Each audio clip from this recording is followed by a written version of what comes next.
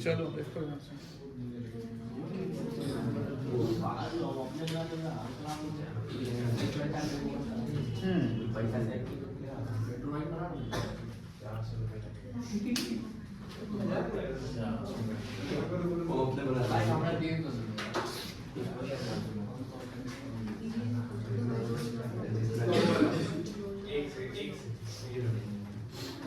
Mobile on रखो।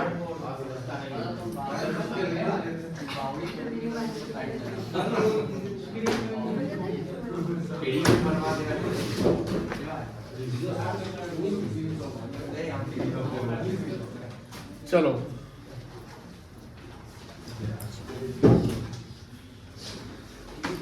Book बंद करो, बुक बंद। कैश फ्लो स्टेटमेंट में टोटल 14 लेक्चर्स अभी तक हुए हैं, है ना। और इस 14 लेक्चर्स में हमने डायरेक्ट मेथड को समझा थोड़ा सा और इनडायरेक्ट मेथड को समझा है। इनडायरेक्ट मेथड जो चलते हैं तो उसमें 3 एक्टिविटी आता है। पहला एक्टिविटी आपका cash flow from operating activities, दूसरा है आपका cash flow from investing activities और तीसरा है cash flow from financing activities. जब हम फ्लो फ्रॉम बोल रहे हैं किसी भी एक्टिविटी जो कैश का पोजीशन है वो पॉजिटिव है, यानी इनफ्लो ज्यादा और आउटफ्लो क्या आपका कम है। लास्ट में जो हम चल रहे हैं यानी कैश एंड कैश इक्विवेलेंट का ट्रीटमेंट हमें 3 एक्टिविटीज के बाद करना है। जैसे ऑपरेटिंग से जो भी पोजीशन आया, इन्वेस्टिंग से जो आया और फाइनेंसिंग से जो आया, इस तीनों को सम अप कर दो। तीनों क्या कर दो? सम अप कर दो। जैसे मान लो cash flow from operating address से मान लीजिए 10,000 पॉजिटिव आया है, ठीक है। Cash flow from investing address से मान लो कि 7,000 नेगेटिव आया है and cash flow from financing से आपको मान लो 8,000 पॉजिटिव है। तो यहाँ पर तीनों का अगर एडजस्टमेंट करते हैं तो कितना रिजल्ट आ जाएगा? 11,000 पॉजिटिव होगा कि नेगेटिव होगा? तो इसको हम क्या बोलेंगे?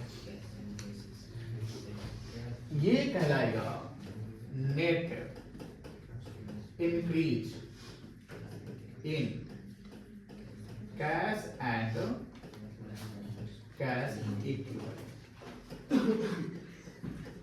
क्या कहलाएगा? Net increase in cash and cash equivalent.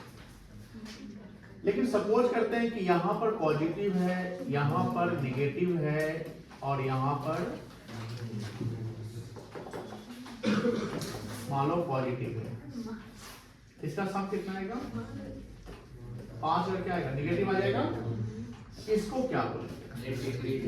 इसको बोलेंगे net decrease in cash and cash equivalent, ठीक है। तो नेट इंक्रीज और decrease in cash and cash equivalent क्या आएगा? When cash flow from operating activities, cash flow from investing activities and cash flow from financing activities, तीनों को हम adjust कर लेंगे तो जो रिजल्ट आएगा एंड में उसको हम बोलेंगे इंक्रीज और डिक्रीज।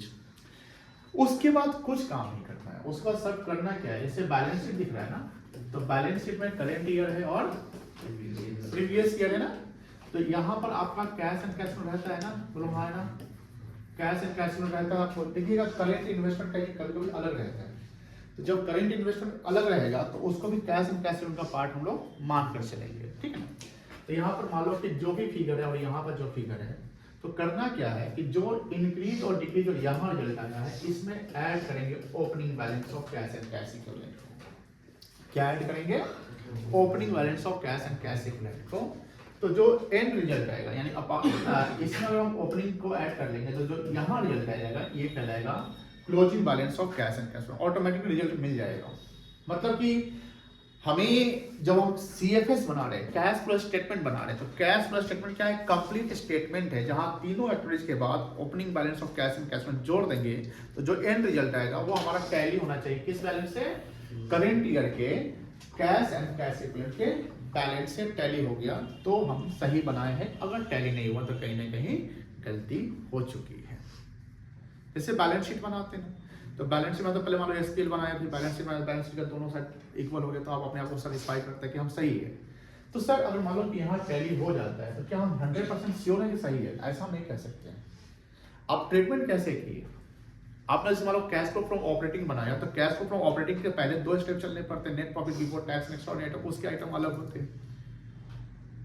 अब सपोज कि net profit before tax next और क्या किया, वहीं पे आपने प्रोविजन फॉर टैक्स को ऐड कर दिया, वहीं इनकम टैक्स माइनस कर दिया। अब बाद में आपने कोई काम और उसका टैक्स करके आगे कोई काम नहीं किया, आंसर तो आ जाएगा, बट आपके कहीं भी प्रोसेस क्या हो गया, गलत हो गया। तो हम ये कह नहीं सकते हैं कि आपका अगर closing balance of cash and cash मिल जाए तो सही होगा, आपको स्टेप्स फॉलो करने हैं, बट अपने आप को ये कह सकते हैं कि अगर क्लोजिंग बैलेंस मिल रहा है तो हम सही बनाए, क्योंकि एग्जाम में आंसर तो नहीं देता है कि ऑपरेटिंग क्या है, इन्वेस्टिंग का ये दिया हुआ है।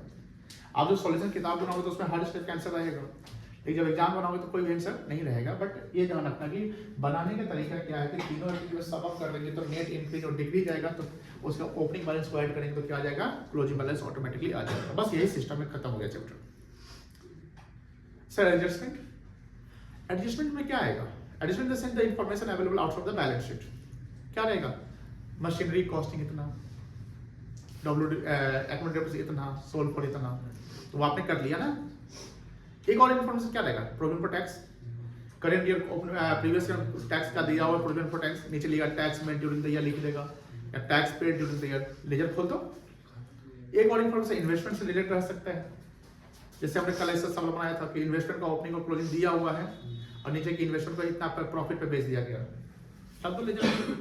और एक चीज याद रखना कि इन्वेस्टमेंट जो रिसीव लिखते हैं, इंटरेस्ट रिसीव डिविडेंड रिसीव, तो रिसीव लिखेंगे, एक्रू नहीं लिखेंगे। मान लो कि 30 साल इनकम बन गया, इंटरेस्ट इनकम कितना बन गया, और आपने 10 हजार रिसीव किया, कितना रिसीव किया, तो कितना हम ट्रीटमेंट करेंगे इन्वेस्टिंग में? 10,000। सर 20 साल का क्या करेंगे? अरे 20 साल करेंट एसेट्स है तुम्हारा, इंटरेस्ट एक्रू है ना, क्या है तुम्हारा, तो उसका ट्रीटमेंट यहां नहीं, ट्रीटमेंट तो होगा, कहां होगा, ऑपरेटिंग में हो जाएगा। वेजेज पेड दिया हुआ 10,000, वेजेज पेड दिया हुआ, अच्छा वेजेज पेड से मतलब ही नहीं है, डिविडेंड पेड मान लो दिया, चाहे इंटरेस्ट पेड दिया, क्या दिया, इंटरेस्ट पेड और इंटरेस्ट आउटस्टैंडिंग दे दिया। तो इंटरेस्ट पेड और इंटरेस्ट आउटस्टैंडिंग दोनों चीज दिए हुए हैं, तो इंटरेस्ट पेड कहीं ना कहीं लायबिलिटी बैलेंस तो नहीं दिखेगा, क्योंकि इन्फॉर्मेशन नीचे दिख दिया, तो इंटरेस्ट पेड का ट्रीटमेंट कहां करेंगे?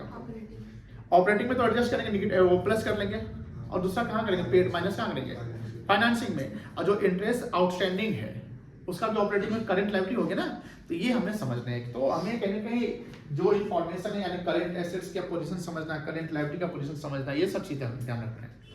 जब आप अकाउंटिंग रेशियो पढ़े थे तो वहाँ करंट एसेट करंट लायबिलिटी का सिचुएशन रिलेशनशिप शो करते थे, लेकिन उस करंट एसेट्स में जो हम लोग सीआर निकालते थे, करंट रेशियो निकालते थे, उसमें एक आइटम करंट एसेट्स का नहीं लेते थे। आपको याद है कौन सा आइटम नहीं लेते थे? लूज टूल्स नहीं लेते थे। लेकिन जो वर्किंग कैपिटल निकालना पड़ता था, तो वर्किंग कैपिटल कैसे निकलता है, करंट एसेट्स माइनस, तो उसमें करंट एसेट में हम लूज टूल्स को क्या करते थे, लेकर चलते थे। ये सब चीजें ध्यान रखनी है। यहाँ पर लूज टूल्स को लेकर चलना है, सीए में अगर देता है तो देता है, बट यहाँ पर जब कैश करंट एसेट्स की आइडेंटिफिकेशन करेंगे तो कैश एंड कैश इक्विवेलेंट को अलग ही लेकर चलेंगे, उसको ऑपरेटिंग वाले में एडजस्ट नहीं करेंगे। बस यही कॉन्सेप्ट है, ये समझ में आ गया, कोई दिक्कत नहीं है। क्या करना है पहले बताइए हमको, तीनों के क्या करेंगे हम पहले, तो जो रिजल्ट आएगा पॉजिटिव नेगेटिव में कुछ भी आ सकता है, तो नेट इंक्रीज या डिक्रीज हो जाएगा। फिर उसके बाद क्या करेंगे, opening balance of cash and cash क्या करेंगे, तो एंड रिजल्ट क्या आ जाएगा आपका, closing balance of cash and cash equivalent आ जाएगा। कोई दिक्कत नहीं है, चैप्टर का यही कहानी एक कॉन्सेप्ट था आज के टॉपिक का। लेक्चर 15 चलेगा आज का ना, कितना चलेगा, 15 नंबर लेक्चर चलेगा, ठीक है। तो लीजिए लेक्चर 15 बातें निकलिएगा। डेट कितना था, 3rd।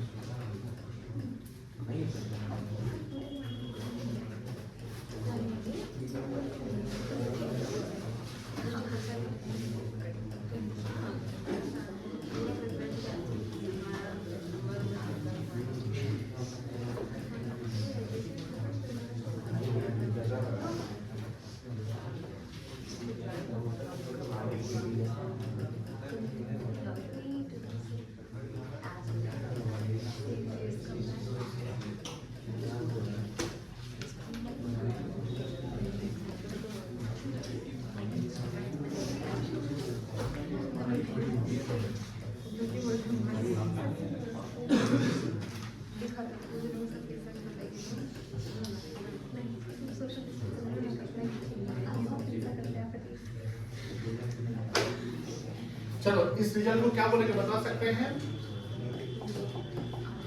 तीनों को ऐड ऑन कर लेंगे, यहाँ रिजल्ट आएगा उसको बोलेंगे नेट इंक्रीज और डिक्रीज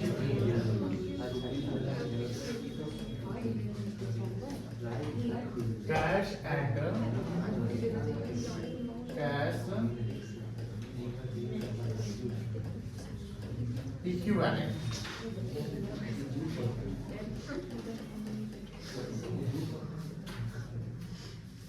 ये लिखेंगे इफ पॉजिटिव, इफ नेगेटिव। इसके बाद इसमें ऐड करेंगे ओपनिंग बैलेंस ऑफ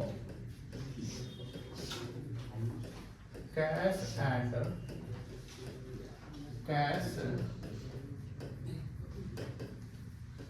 इक्विवेलेंट। ये किस साल का डेटा होगा? Previous data. जैसे ये ऐड कर लेंगे यहाँ पर, अब सपोज करो कि यहाँ पर ये जो रिजल्ट निगेटिव आया,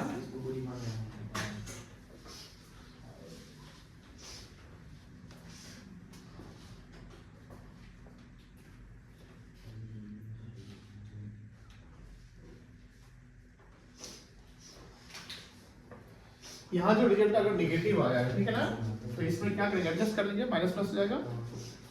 यहाँ जो रिजल्ट आएगा इसको क्या बोलेंगे?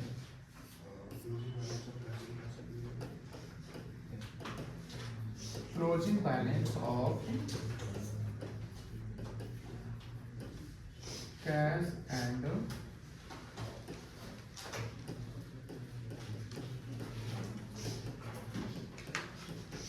कैश इक्विवेलेंट, यानी करेंट ईयर का balance.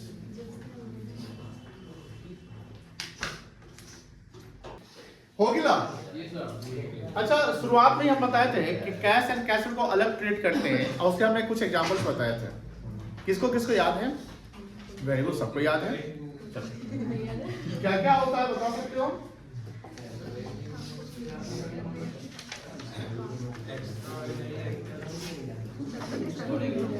Examples of cash and cash equivalent. बोलिए क्या क्या है? कैश इन हैंड होगा, बोलो हाँ। कैश एट बैंक होगा, करेंट इन्वेस्टमेंट होगा,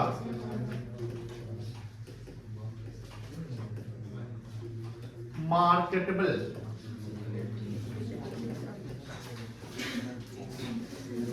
सिक्योरिटी होगा,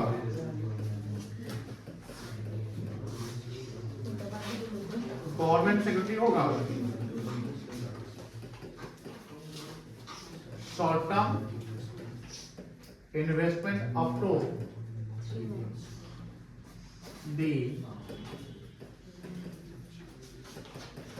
मैच्योरिटी पीरियड ऑफ, क्या है, कितने महीने का? 3 महीने का। कोई दिक्कत नहीं है। बैंक ओवरड्राफ्ट होगा,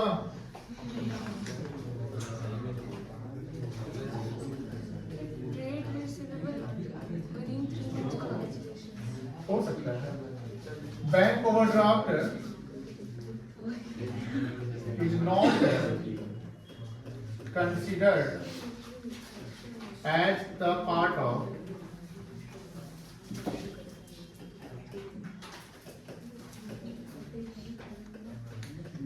cash and cash equivalent. It is of financing item. ये किसका आइटम है बेटा? फाइनेंस का है। कोई दिक्कत नहीं है, समझ गए ना? लिख लीजिए इसको फिर से, इसको लिखिए जल्दी, फिर हम लोग क्वेश्चंस करेंगे। हाँ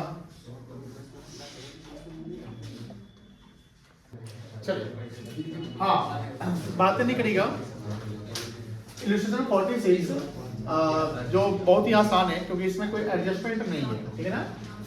एडजस्टमेंट भी रहेगा तो कोई दिक्कत आपको नहीं है, आप लोग इतने क्वेश्चंस अटेम्प्ट कर चुके हैं। From the following information prepare cash flow statement. क्या बनाना है बेटा? कैश फ्लो स्टेटमेंट बनाना है फॉर द ईयर एंडेड 31 मार्च 25। देखो opening balance, opening cash balance, closing cash balance, इसका काम बाद में करेंगे, ठीक है ना बेटा। समझिए यहाँ पर स्क्रीन पर देखिएगा, third decrease in trade receivable, इसको ऑपरेटिंग एक्टिविटी में क्या करेंगे हम? प्लस कर लेंगे, बोलो हाँ ना। इंक्रीज इन ट्रेड पेबल, इसको भी ऑपरेटिंग एक्टिविटी क्या करेंगे हम? सेल ऑफ फिक्स्ड एसेट, इसको इन्वेस्टिंग में प्लस करेंगे, बोलो हाँ ना। तो सेल हुआ है, प्रोसीड आया है। रिडम्पशन ऑफ डिवेंचर, इसको फाइनेंसिंग एक्टिविटी में क्या करेंगे हम लोग? Minus. And net profit before tax and extraordinary item आपको दिया हुआ है, तो ऑपरेटिंग से कोई इंफॉर्मेशन आ गया। 20,000 ये हो गया प्लस 5,000 ना, 25,000 प्लस 7,000 कितना हो गया? 32,000 ऑपरेटिंग का इंफॉर्मेशन आ गया, बोलो हाँ ना। चलो तो 32,000 आ गया ऑपरेटिंग का, प्लस इन्वेस्टिंग में भी प्लस है कितना? ये भी प्लस हो जाएगा, बोलो हाँ ना। और फाइनेंसिंग में जो है 50,000 माइनस जाएगा, तो ये यूज हो जाएगा, बोलो हाँ ना। अब इंक्रीज डिक्रीज निकल जाएगा, 32 52 माइनस 50 कितना आएगा?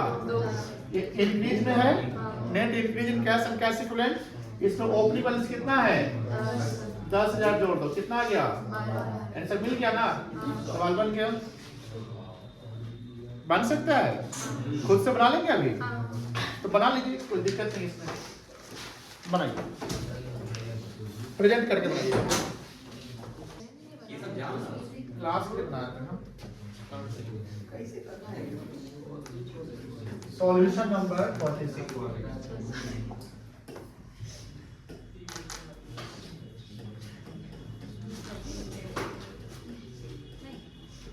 हेडिंग लिख लेते ऊपर, cash flow statement.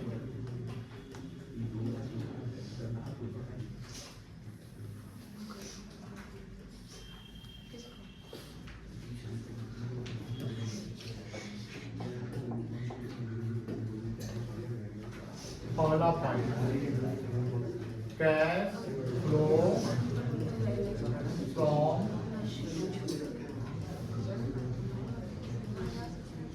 Operating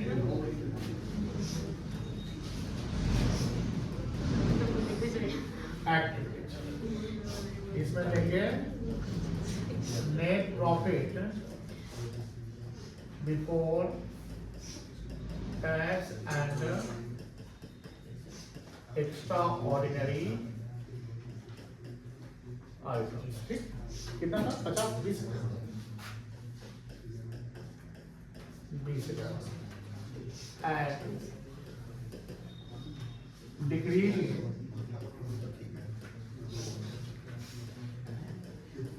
trade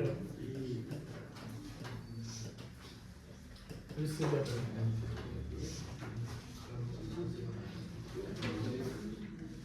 पांच है ना।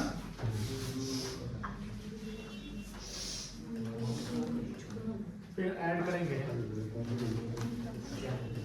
इंक्रीज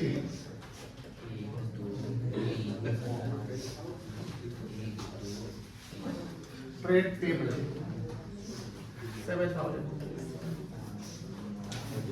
ये आ गया 12,000, sorry 32,000। Cash flow from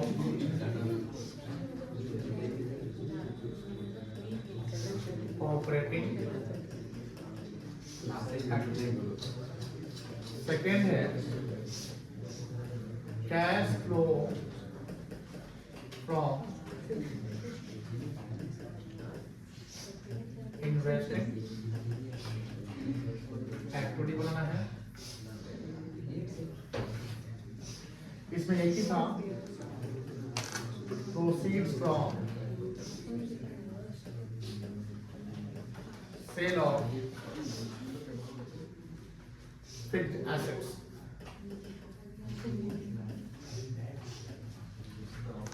$20,000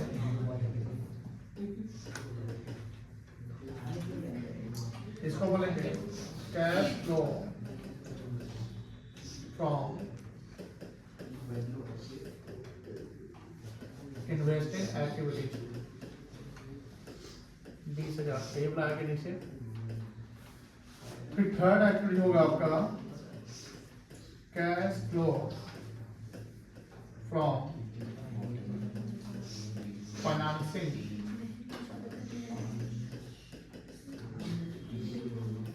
activity.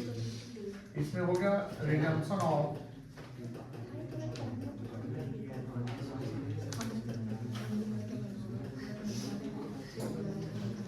Debentures 20,000 negative आ जाएगा।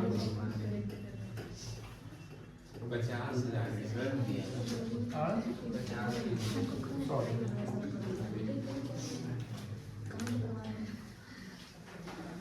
50,000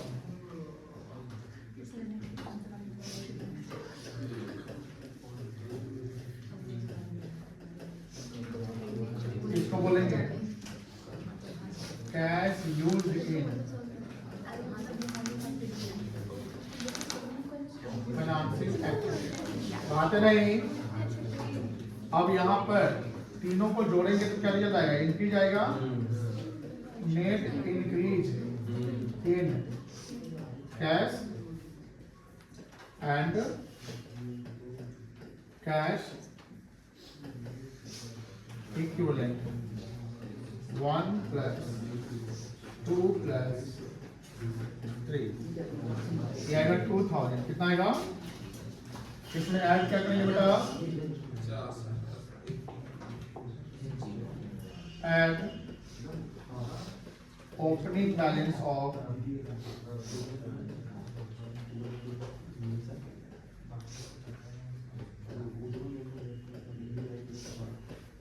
कैश एंड कैश इक्विवेलेंट। कितना था? 10,000।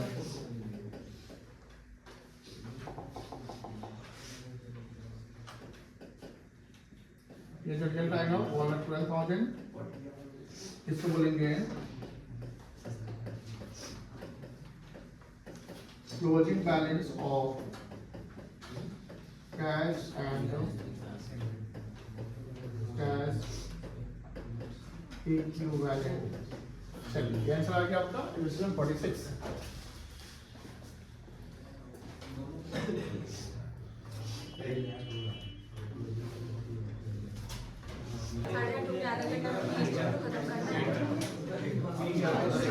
बंद है।